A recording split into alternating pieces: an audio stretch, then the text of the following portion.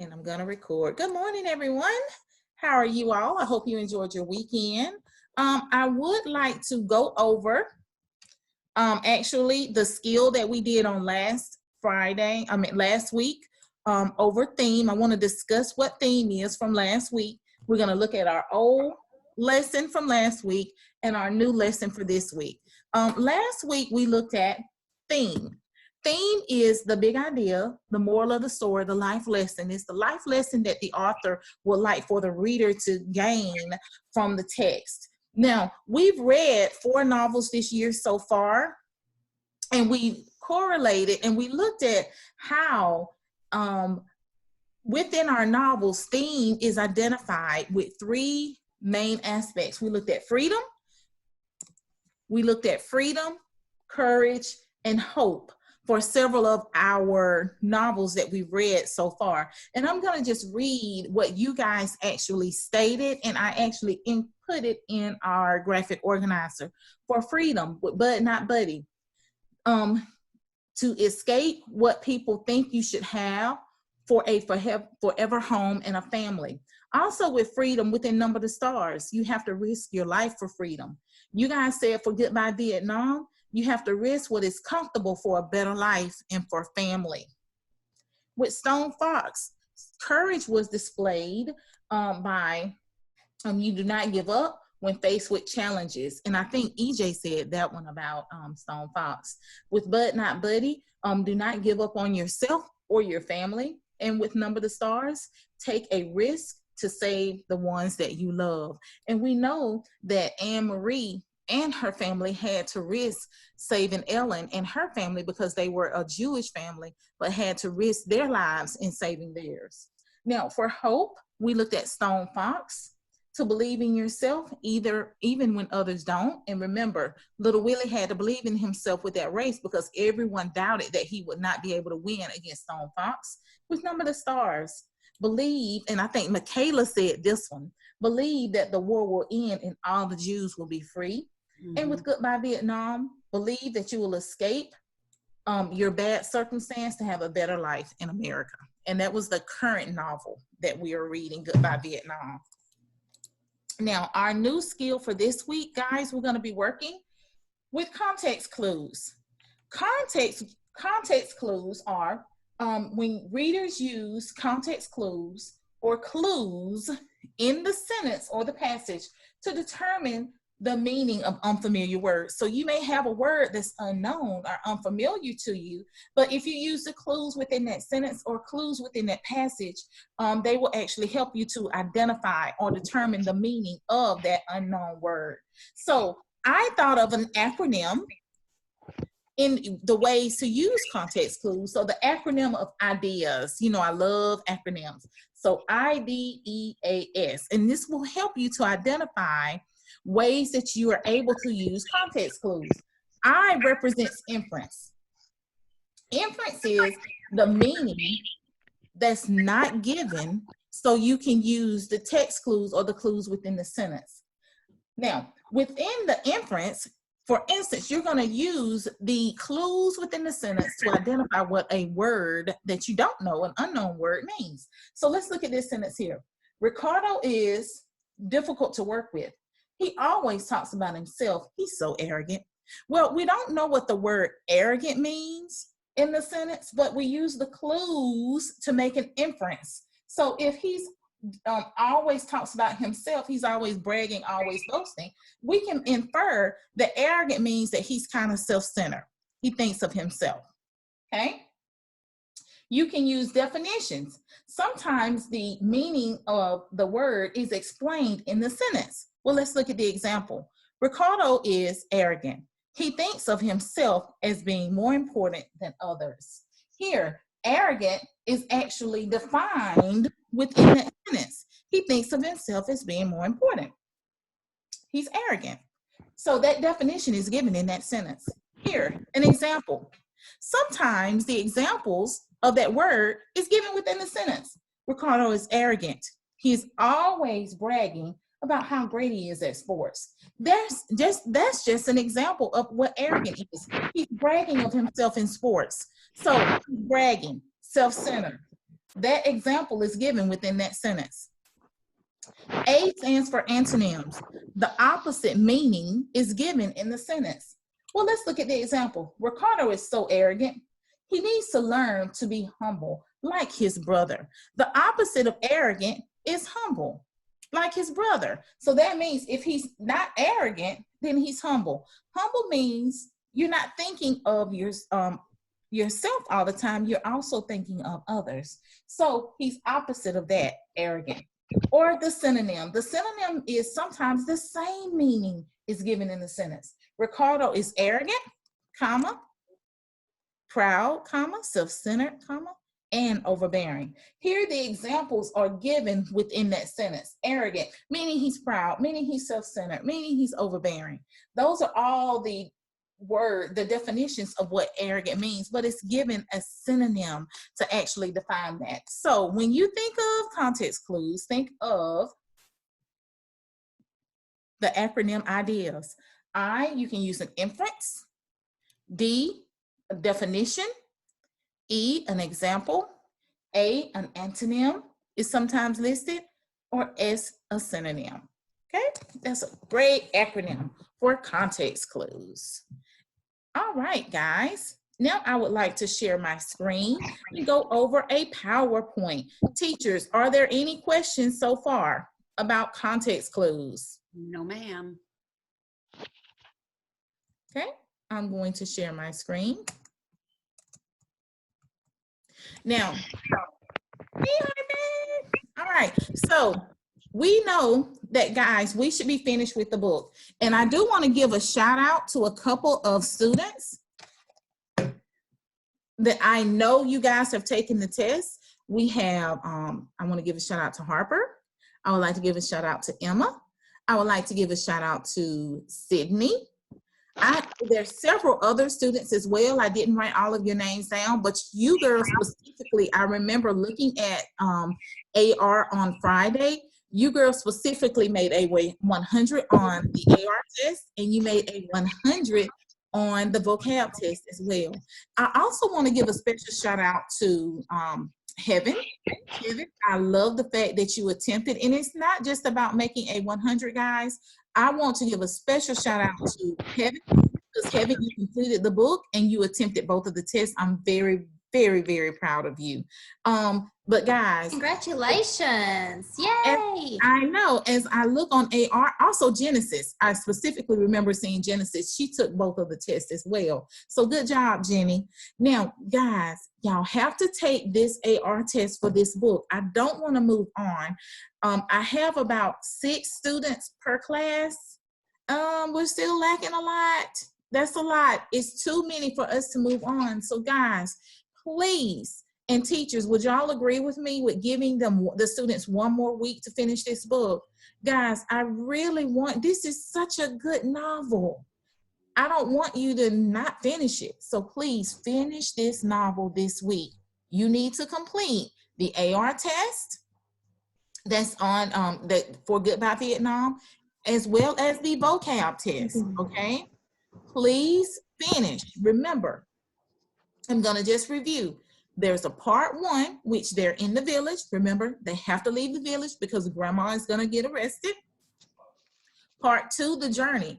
That was the journey through the woods to go Kong before they got on the ship. Remember, the journey was very tough because they were stopped by 2 of the policemen, and grandmother had to bribe them because they didn't have papers to actually travel and leave the village. It was against the law to leave the village. So they didn't have any traveling papers, but grandma bribed the policeman with one of the duck that she took from the village. And then the voyage on the ship was very, very tough. That's when they found Loy. Loy had to help them because the captain was not very, very knowledgeable. Loy was a fisherman, so he used the moon as a guide. So also Deo actually died, and there was a baby. No, I'm sorry, not Deo. Deo was the one that had the baby, but Kwong, which was Deo's father. So there was a death on the ship, and they had to throw the body overboard after doing this special ritual. And then they finally made it to Silver City. which Silver City was Hong Kong. At Hong Kong, they were sent to the warehouse. They had to learn English and they had to be sponsored by a family in America. And my uncle finally did sponsor them and they were able to go into America. But also during that time at the warehouse, Lloyd wanted to go back home to the village. And Boxy Hong was arrested because she was actually practicing medicine, but she was reunited with the family at the end before getting on the airplane to go to America. So there were 4 different parts and a lot of good things happen in each part. So please finish the book. Okay? Are there any questions so far, teachers, on anything? Now, there were also several vocab words. I also listed these on our dojos, not dojo, I apologize, on our Google site. But if you look at the words, there were certain words in the book, but these words are going to be on the vocab test. So I put the words on our Google site so that you can study them just in case, so you can do well. Embarrassed, we know what embarrassed means, when you're self-conscious or ashamed. Forbidden, not allowed. Remember, grandmother was forbidden to practice sorcery in the village. That's why she was going to be arrested. Hastily, when you do things quickly.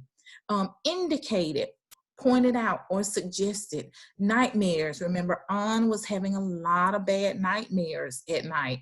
Pleaded, that's to beg or argue in support of. Refugees, people who are in seek of safety. All of the people that were escaping the village, they were refugees. Snatched, grabbed quickly and suddenly. Surely, that means without a doubt. And the tombs, the places where dead bodies are buried. Remember, that's why grandmother didn't want to leave the village, because she wanted to be able to worship at the tombs of all of her ancestors. Be quiet. All right, I'm going to jump right into the lesson with context clues today. Now, when you use clues in a story to figure out the meaning of a new word, you are using context clues. Clues are in the same sentence as the new word and the sentences around it too. Clues can be found by thinking about how the word is used in the sentence. Also, clues can be found by thinking about the main idea in the details in the story. So when you're looking at context clues, you have to figure out what the word means by being a clue detective. You have to look at the words in the sentence, also within the passage, that will help you. Okay? Now, this is the same anchor chart, guys, that I actually have posted. Well, context clues, remember, we want to look at the acronym ideas. You want to look at the acronym ideas. So when strong readers come to an unfamiliar word, they can use context clues to help them determine the meaning of unknown words. Remember, I stands for inference. These are just different types of context clues. I stands for inference. An inference is the meaning is not given, so you must use the text clues within the sentence. D stands for the definition. Sometimes the meaning of the word is explained in the sentence. It gives a definition. E, an example. Sometimes an example of that word is nearby. It's within the sentence. Okay, remember Ricardo, the example of him being arrogant is how he's great at, he's always bragging about how good he is at sports. Okay, that's just an example. A, an antonym. Sometimes the opposite of that word is given. So Ricardo, he should be humble and not arrogant. He should be humble like his little brother and not arrogant. Those are opposite. Humble and arrogant, those are opposite words. And synonym, sometimes the word is the same within the sentence. He's arrogant, proud, self-centered, overbearing. All of those words are synonyms. Strong readers will always read the sentences surrounding the unknown word to look for clues. Remember, you have to be the clue detective. Now, are we ready? Let's see if we can be clue detectives. Are y'all ready to type? Are y'all able to type in our chat? All right, guys, let's get ready to chat.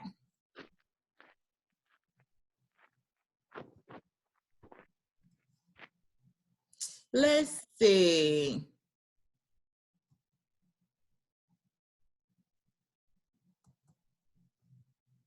The first, I'm going to read the passage. And what I would like for you guys to do is to see if you can tell me what the word means. All right. Susie had always desired to have a puppy. She had wanted a puppy since she was 2 years old. Well, one day her father told her that he would buy her a new puppy if she completed all of her chores for the week. So tell me, what do you think desired means? Susie had always desired to have a puppy. What do you think desired means?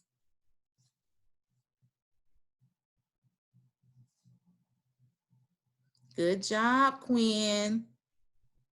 Good job, Genesis. She always desired to have a puppy. She had wanted a puppy since she was 2 years old. Very good, EJ. Good, Sky. Good, Nathan. We know that desired, good job. Excellent, guys. Desired means she wanted, always wanted one. Okay, good job. Let's continue talking about Susie and this puppy. Susie was determined to get her new puppy. She was willing to do anything, even cleaning her brother's room, so that she could get that puppy. Susie cleaned her bedroom and her bathroom. She dusted and she vacuumed the entire house. She washed the dishes, swept the kitchen, and cleaned the table. When Susie was finished with her chores, she waited patiently for her father to come home. Now, she was determined to get her new puppy. What do you think determined means? That's a tricky one. What do you think? If she's determined, you guys don't have to type this one. I think I want to call on someone. Emma, what do you think? If she's determined.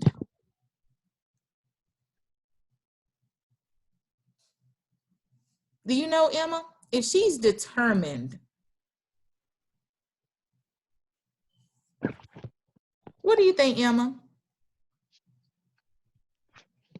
This word is a little tricky. If someone is determined to do something, what are they going to do, Emma? I think that they're motivated to do something. Very good. She's very motivated. How do we know she's motivated? What did she do? She was willing to do what, Emma? What did it say? Anything. So what did she do? She cleaned up her brother's room. Very good. She also cleaned up her bedroom and bathroom. She dusted and vacuumed the entire house. Very good. She washed the dishes, swept the kitchen. So that means she's motivated. She's willing to do absolutely anything. Very good. Now, when he arrived, good job, Emma. When he arrived, he saw how clean the house was and told Susie how proud of her that he was. So when he arrived, what do you think? What does arrived mean? Arrived. Anyone want to answer that one? Arrived. Let's see. What do you think, Zion? We call on Zion. Zion, what do you think arrived? What do you think, Zion? When he arrived, he saw how clean the house was, and he told Susie how proud of her he was. What does arrived mean? Zion. What do you think, Nathan? Can you answer it for me, Nathan? I'm going to unmute you, Nathan. What do you think? It means like to, I think it means to, like, arrive means to come to you. Very good. So where do you think he was coming from, Nathan? The pet shop. Okay. So you think he was coming from the pet shop? So we know that he's coming from somewhere to see how clean the house was. Okay, why don't we, let's continue reading because you could be right. Let's see. So Susie was elated when her father took her to buy a new puppy the next morning. So what do you think he was arriving from? Think about it during the day. What do you think our parents are sometimes during the day? Nathan, what do you think? Can you say that again? My mom asked me something. Okay, where do you think that the parents are probably during the day? And she's at home doing her chores. What do you think her parents possibly could be? I don't know. Probably at their work. Yes, they're probably at work or something. So when her father came home, I mean, I don't know, but possibly we're just making an inference. Maybe he's at work. So when the dad came home, he saw how Susie had completed all of these chores and he was really proud of her. So let's look at the last little bit. Now, this is where you guys are all add in. Susie was elated when her father took her to buy a new puppy the next morning. She was so happy, she could not keep still the entire time in the car. She picked out the cutest puppy that she had ever seen. I want you guys to type, what do you think elated means? What do you think? She was elated. What do you think elated stands for? That's a new unknown word. Oh, I see some good answers. I see excited. I see happy. I see excited. I see super, super happy, super excited. I love it.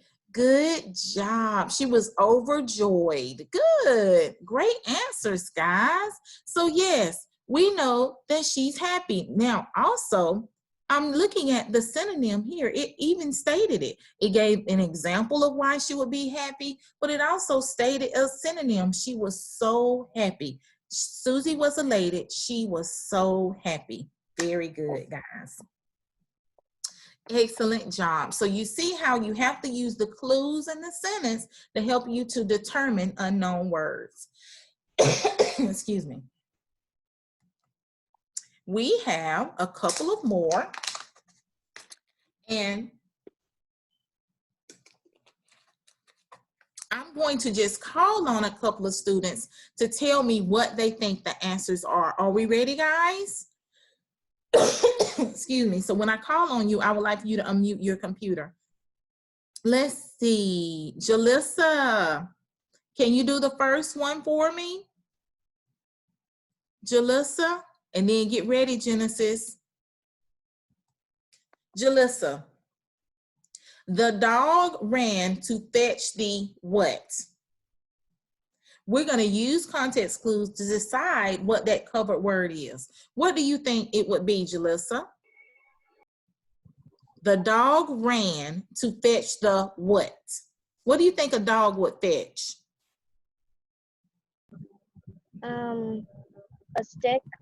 A stick? A ball. Good. Or a ball? Well, let's see. Because think about it. You had to use your inference here. Let's see.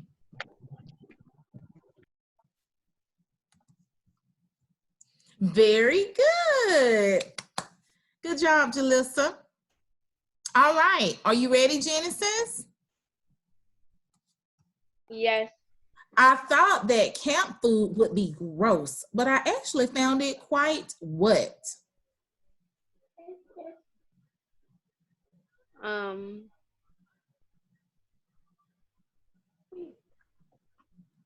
Good.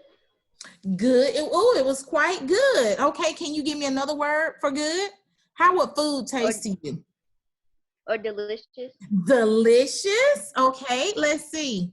Good job, Genesis. Now, Genesis, how did you figure that out?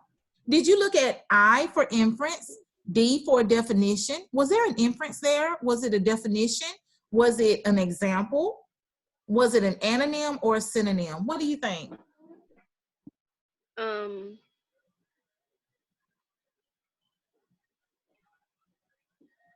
Here it said the food would be gross, but it was quite delicious. So here you had to think of a word that was the what? Synonym or antonym? Oh, different. The difference, which is an antonym. Good job, Genesis. All right, let's see. Heaven, you want to do one? Heaven, would you like to do one? Yes. All right. Come to the kitchen at blank, her mother shouted. What do you think? Immediately. Okay, come to the kitchen at blank, her mother shouted. What would your mother tell you? Come to the kitchen at, this one might be a little tricky.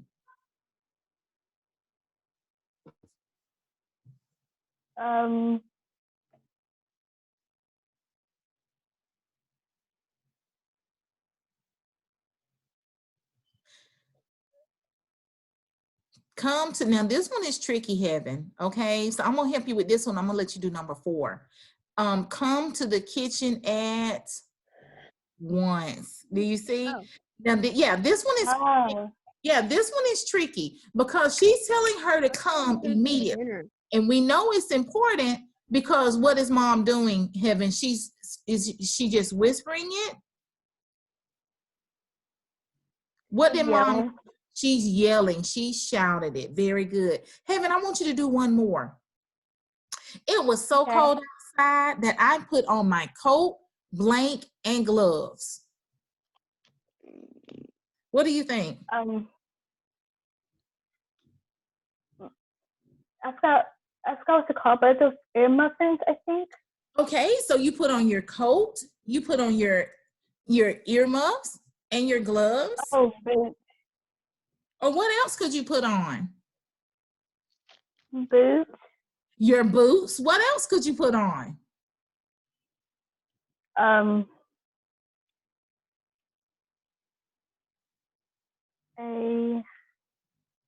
hat. A hat. Very good. Well, let's see what the answer is. Very good, Heaven.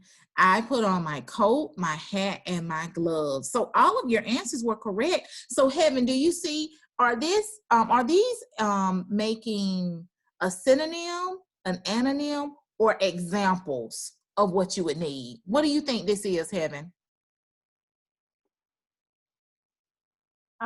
It's simple. Examples, very good. All of these are examples that you would need when you're going outside when it is cold. Do you need these things when it's hot, Heaven?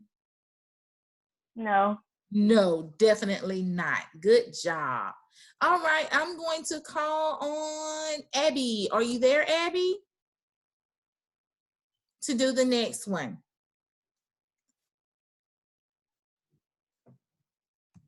Abby, are you ready, Abby? Yeah. All right, and then get ready, EJ. So number 5, look how blank that cat is. I think it is the smallest that I've ever seen. Look how what that cat is, Abby. How small? How small? I think it's the smallest I've ever seen. What's another word that I could say instead of small? Short? Okay, think about it. How would you describe a cat? Would you describe it as short? How would you describe a cat? Small. If it's the smallest you've ever seen, what other word could you say? I'll give you a hint. It starts with a T. Mama. Tiny? Tiny. Okay, well, let's see. Very good, Heaven. Now, here, Heaven, the word tiny is the smallest that I've ever seen. What do you think, Heaven? Is this an inference? Is it a definition? Is it an example? Is it anonym or synonym? Tiny and smallest. Synonym? Synonym. Good job. Do you see the acronym of ideas, guys? It can help you. Good job. And the last one. Okay. Are you ready, EJ? Yes. All right. The crowd blank as their favorite football team entered the field. What do you think the crowd did? Cheered. Cheered. Okay. What else could they have done? Screamed or Screamed. Okay. Now we know, what do crowds usually do if it's their favorite team, EJ? What do? they like You're right. cheer and go. They cheer. Well, let's see. Very good, EJ. So, EJ, did you make an inference? Was it a definition, an example, or anonym or synonym? What do you think helped you to figure out that word? An inference. An inference, very good, because think about it. What do we do for our favorite teams, guys? The crowd, if we were in the crowd, we would cheer. Good job, EJ. Excellent. Okay, we do have some more that we would like to do, and we're going to play a game. Okay, let's see. Let me look at my time. We'll go through these. Let's see. Zakiah, are you ready? What doing? Zakiah, and then Rylan, get ready, okay?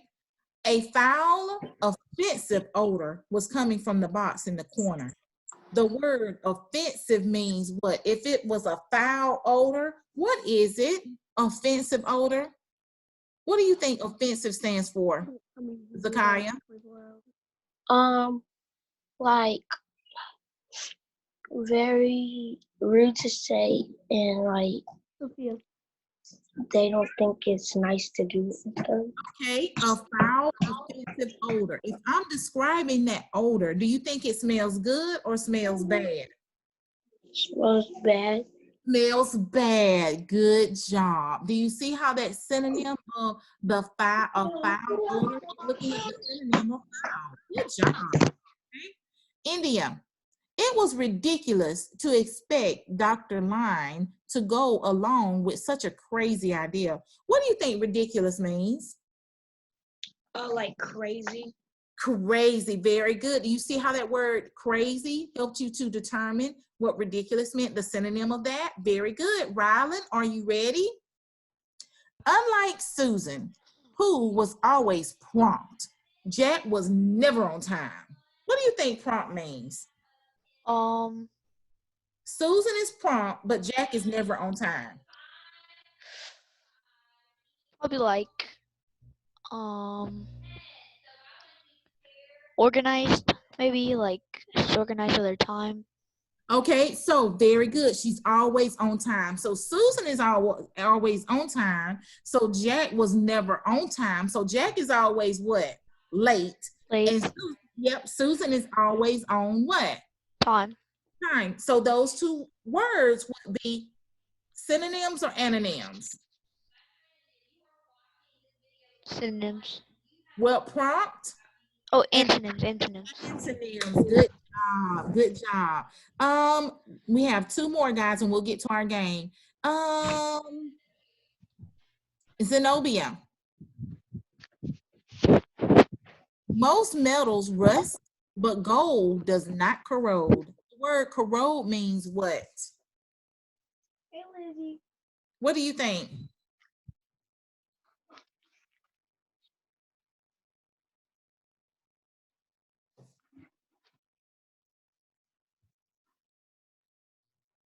Zenobia, are you there?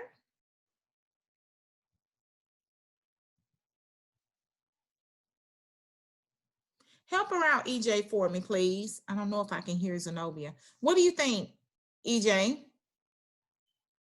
I think it means decay, like it Ooh, rots. Or very good. It does not rot or decay because look, most metals rust, but gold does not. Okay, so if you look, we know rust and corrode are synonyms. They mean the same thing.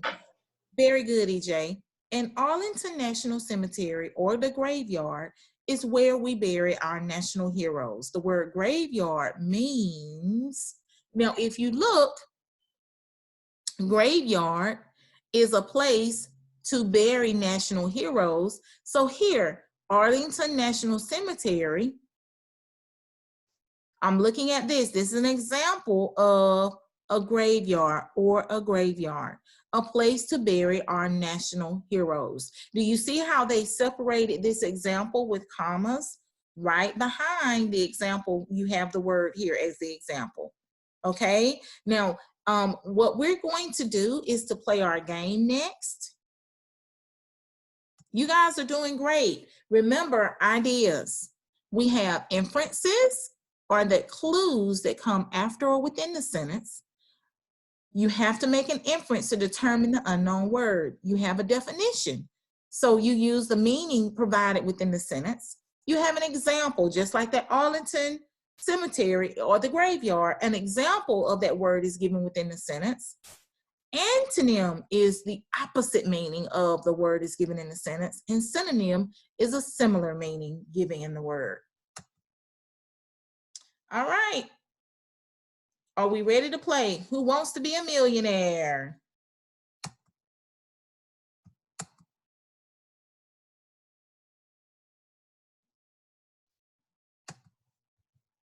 All right, guys. First one, Genesis. Are you ready, Genesis? I would like for Genesis and Skylar and Emma, unmute your devices. Genesis, the soft, pliable wood was easy to bend. In this sentence, the word pliable means hard, rough, solid, or bendable. What do you think, Genesis? Miss Dowdy, are you sharing that or are you just reading it? Oh, no, it didn't go through, did it? No, ma'am. Okay, all right. I stopped my share and I'm gonna share again. That's what I have to do sometimes. Okay, there we go. Thank you, Miss Anderson. Now can you guys see No it? problem. Excellent, okay. All right, so let's see if we can quickly go to become a millionaire. So the soft, pliable wood was easy to bend. In this sentence, the word pliable means hard, rough, solid, or bendable. What do you think, Genesis? The soft, pliable wood was easy to bend.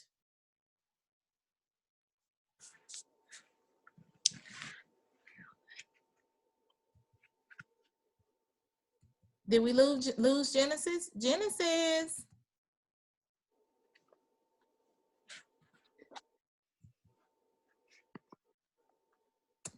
What do you think, Naomi? I think it is D.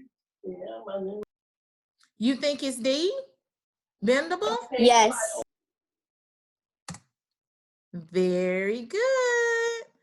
Genesis, are you able to hear me? I would like for you to do another one. I would like for you to do one, okay?